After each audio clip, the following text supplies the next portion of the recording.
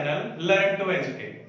Friends, पिछले lecture में हमने प्रेजेंट इंडेफिनिट टेंस को कवर किया था और आज हम करने जा रहे हैं प्रेजेंट कंटीन्यूअस टेंस। तो चलिए फ्रेंड्स शुरू करते हैं प्रेजेंट कंटीन्यूअस टेंस। तो जैसा कि नाम से आपको पता है प्रेजेंट वर्तमान continuous tense. Continuous means which is going on. Continuous basically count से निकला है।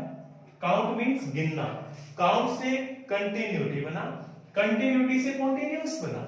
सो कंटीन्यूअस का मीनिंग है व्हिच इज गोइंग ऑन, जो चल रहा है एट टाइम, जो कार्य प्रोग्रेशन में है उसे हम कंटीन्यूअस कहते हैं। प्रेजेंट कंटीन्यूअस टेंस में कार्य चलने का पता चलता है, जिसकी हमें पहचान हिंदी में आप सभी को पता है, रहा है, रही है और रही है। वह खाना खा रहा है, बच्चे खेल रहे हैं, सीता गाना गा रही है। ये सभी सेंटेंसेस प्रेजेंट कंटीन्यूअस टेंस के कहलाते हैं, क्योंकि इनमें कार्य के होने का, चलने का एट ए टाइम पता चलता है। तो फ्रेंड्स चलिए करते हैं इसकी सबसे पहले हेल्पिंग वर्ब और मेन वर्ब। तो इसकी हेल्पिंग वर्ब रहेगी is, am, are. Present continuous tense की हेल्पिंग वर्ब रहेगी इज, एम, आर। और मेन वर्ब रहेगी कंटीन्यूअस, चाहे आपका कोई भी हो। आपके टोटल 12 टेंसेज हैं, 12 टेंसेज में से कोई भी कंटीन्यूअस कभी भी आए तो मेन वर्ब हमेशा V4 रहेगी। और V4 का मतलब रहेगा वर्ब की फर्स्ट फॉर्म के साथ आईएनजी। वर्ब की फर्स्ट फॉर्म प्लस आईएनजी कहलाती है वर्ब की फोर्थ फॉर्म। मींस सभी कंटीन्यूअस टेंस में वर्ब की फोर्थ फॉर्म यानी कि V1 plus ING main verb कहलाएगी। सो प्रेजेंट कंटीन्यूअस टेंस की helping verb is, am, are और मेन वर्ब की फर्स्ट फॉर्म प्लस आईएनजी।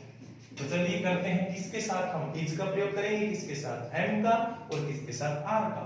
तो याद रखेंगे ही, सी, इट, नेम और एनी सिंगुलर नाउन। कोई भी सिंगुलर नाउन हो आप सबके लिए डायरेक्ट यूज करेंगे इज। और you, we, they, any plural noun इन सब के लिए आप यूज करेंगे आर। और first person singular means I के लिए यूज करेंगे एम। आई के लिए एम, सिंगुलर के लिए इज और प्लूरल के लिए आर। ये रहेंगी आपकी हेल्पिंग वर्ब। और जहां तक मेन वर्ब का सवाल है तो सभी के साथ, सब्जेक्ट आपका कोई भी हो, सभी के साथ मेन वर्ब आपकी रहेगी वर्ब की fourth form means V1 plus ING. चलिए शुरू करते हैं हमारे सेंटेंस फॉर्मेशन। कैसे बनते हैं सेंटेंस? अफर्मेटिव मींस सकारात्मक वाक्य। सबसे पहले लिखा जाता है सब्जेक्ट, फिर आपकी helping verb that is, am, are, फिर आपकी main verb that is V4, फिर object and then full stop.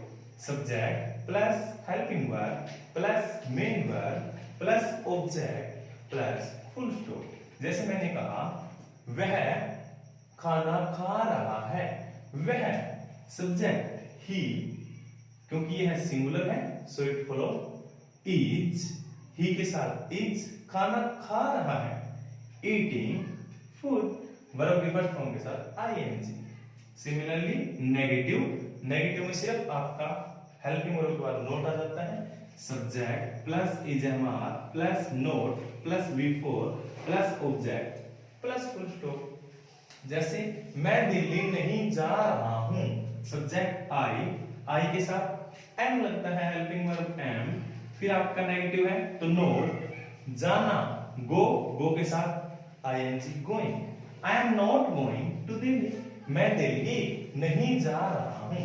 Then interrogative आपका कोई भी हो, कोई भी सेंटेंस किसी भी टेंस का हो, आपके हमेशा फॉर्मेशन यही रहेगी जो मैंने चारों बताए हैं। तो इंटेरोगेटिव की रहेगी सबसे पहले WH वर्ड। WH मींस आपकी जो WH फैमिली होती है what, when, where, why, who, how, whose, ये सभी आपकी WH फैमिली कहलाती हैं।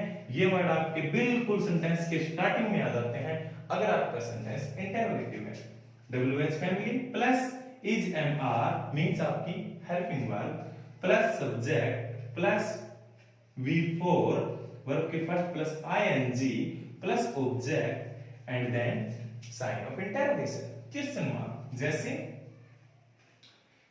तुम घर कब आ रहे हो, तुम घर कब आ रहे हो, कब, तो कब इंग्लिश में कहलाता है व्हेन, क्योंकि यह WH फैमिली है, सबसे पहले आएगा व्हेन। फिर आपकी हेल्पिंग वर्ब, क्योंकि अब यू आपका सब्जेक्ट है और यू प्लूरल है, इसलिए इसके लिए हेल्पिंग वर्ब लगाएंगे आर।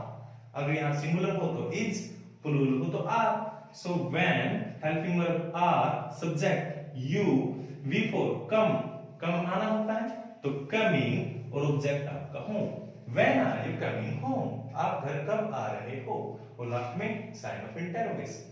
फिर हम करते हैं इंटरोगेटिव प्लस नेगेटिव, तो इसमें आपका सिर्फ सब्जेक्ट के बाद नोट लगा देंगे, बाकी फॉर्मेशन इंटरोगेटिव वाली सेम रहेगी। चलिए फिर भी कर लेते हैं, WH word plus helping verb that is am are plus subject plus not plus before plus object plus sign of interrogation. जैसे मैंने कहा, क्या वह अपना काम नहीं कर रहा है, क्या वह अपना काम नहीं कर रहा है, तो देखिए क्या, अब आप क्या के लिए कंफ्यूज रहेंगे कि क्या के लिए सर व्हाट का यूज करें या नहीं करें, क्योंकि व्हाट मींस क्या होता है, लेकिन हम कभी क्या के लिए व्हाट लगाते हैं और कभी नहीं लगाते हैं। तो आप याद रखेंगे, जब इस क्या वर्ड का प्रयोग सेंटेंस के शुरुआत में हुआ हो, जैसे क्या वह अपना काम नहीं कर रहा है, देखिए यहां क्या का प्रयोग बिल्कुल शुरुआत में हुआ है, स्टार्टिंग में, तो हम व्हाट का प्रयोग नहीं करेंगे। लेकिन अगर होता वह क्या कर रहा है, यहां क्या का यूज सेंटेंस के बीच में हुआ है, तो हम व्हाट का प्रयोग करते। यहां हमने क्या किया, is he not doing his work, क्या वह उसका काम नहीं कर रहा है, क्या बिल्कुल स्टार्टिंग में आया था, इसलिए हमने यहां व्हाट का प्रयोग नहीं किया, क्योंकि यहां क्या शुरुआत में आया था, क्या वह उसका काम नहीं कर रहा है, तो व्हाट नहीं लगाएंगे।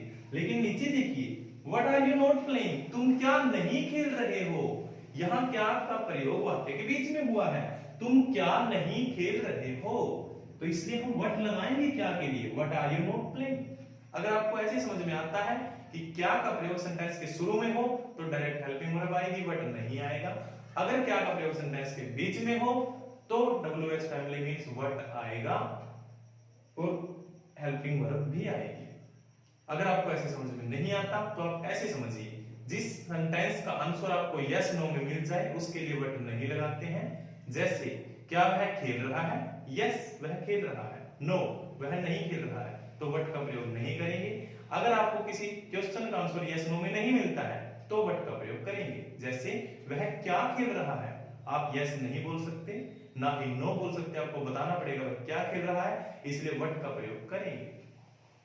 अगर यस नो में आंसर मिले तो व्हाट का प्रयोग नहीं करेंगे, और अगर यस नो में नहीं मिले तो व्हाट का प्रयोग करेंगे। या तो ऐसे समझ लीजिए, या फिर अगर क्या वर्ड का प्रयोग सेंटेंस के शुरू में हुआ हो तो व्हाट का प्रयोग नहीं करेंगे।